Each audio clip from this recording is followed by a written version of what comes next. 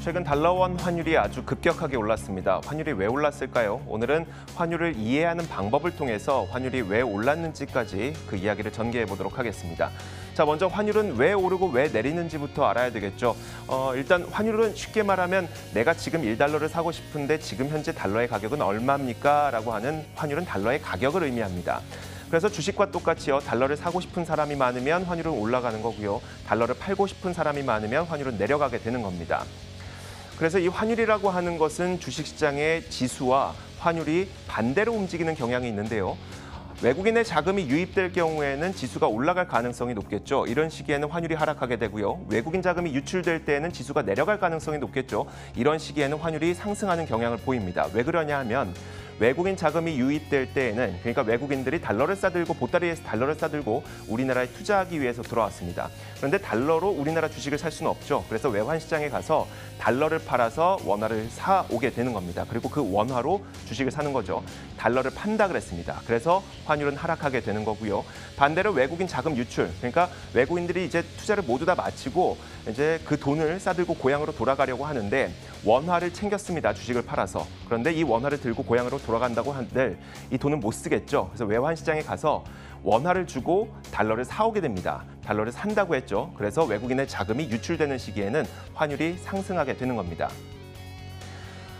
자, 그런데 이 환율이라고 하는 것은 통화 가치를 거꾸로 보여주는 측면이 있는데요. 달러원 환율이 상승한다고 하는 것은 원화 가치가 하락한다는 의미이고 달러원 환율이 하락한다는 것은 원화 가치가 상승한다는 의미입니다. 예를 들어서 달러원 환율이 예전에 1,000원이었었는데 이제 1,100원까지 올랐다. 그런데 환율은 쉽게 말하면 달러를 지금 사고 싶은데 얼마입니까? 라고 하는 달러의 가격이라고 그랬죠.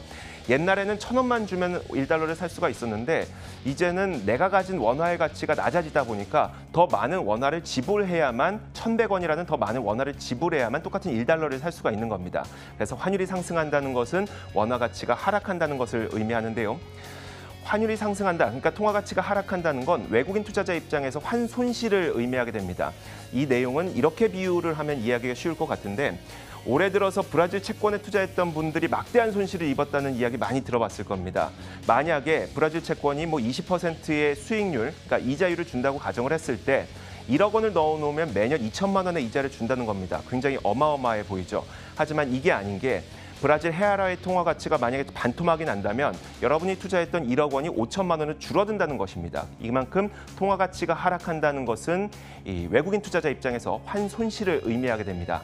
그래서 다시 주식시장으로 돌아와서 환율 상승, 그러니까 통화 가치가 하락한다는 것은 외국인들의 환손실을 의미하는 것이고요. 그러면 외국인들은 환손실을 우려해서 자금을 빼낼 수가 있겠죠. 혹은 반대로 외국인들이 이제 투자를 모두 마치고 차익 실현을 했습니다. 외국인의 자금 유출이 발생을 하면서 통화 가치가 하락하는 이 두 가지 모두가 가능합니다. 무슨 말이냐면 이건 닭이 먼저냐 달걀이 먼저냐의 문제인데 환율이 올라서 외국인이 빠져나간 건지 아니면 외국인이 빠져나가서 환율이 오른 건지 이거는 팔고 나간 외국인들에게 일일이 전화해서 왜 팔았습니까? 그 이유를 듣지 않는 이상 우리는 정확한 이유를 알 수는 없는 겁니다. 다만 몇 가지 가능성이 높은 것과 가능성이 낮은 것을 구분해보면 환율이 왜 올랐는지를 구분해볼 수가 있는데요. 달러원 환율이 급등했던 그 시기에 6월 11일부터 그 이후에 달러 인덱스가 그렇게 큰 변화가 없었습니다. 그러니까 달러 강세 때문이라고 보기에는 좀 어려운 측면이 있는 거고요. 외국인들이 그 시기에 한국 주식을 팔아서 한국 채권을 샀다고 합니다. 만약에 미국의 금리가 높기 때문에 한국 주식을 판 거라면 미국 채권을 샀었어야 되는데 한국 채권을 샀다는 걸 보면 금리 차 때문은 뜻도 아닌 것 같습니다. 그럼 기업 실적이 엉망이냐?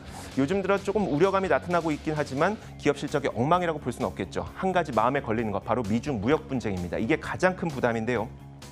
우리나라는 미국이나 중국 두 국가의 모두 수출 의존도가 높다 보니까 두 국가 가운데 어느 국가가 이기든 간에 우리 경제는 악영향에 미칠 수 있습니다. 그런데 심지어 거기에서 중국의 인민은행이 지급 준비율을 인하했다고 합니다. 돈을 더 풀었다는 거죠. 그런데 그렇게 생각을 해보자면 무역 분쟁도 부담인데 중국에서는 중국 경기를 우리가 생각하고 있는 것보다 더 안 좋게 예상하고 있는 것일까? 그렇다면 중국에 수출 많이 하는 한국 기업들도 안 좋겠네. 결국 한국에서 빠져나가야 되겠다라고 판단을 할 수가 있는 것이죠. 결국 그것이 환율을 올렸다는 해석이 나오는 겁니다.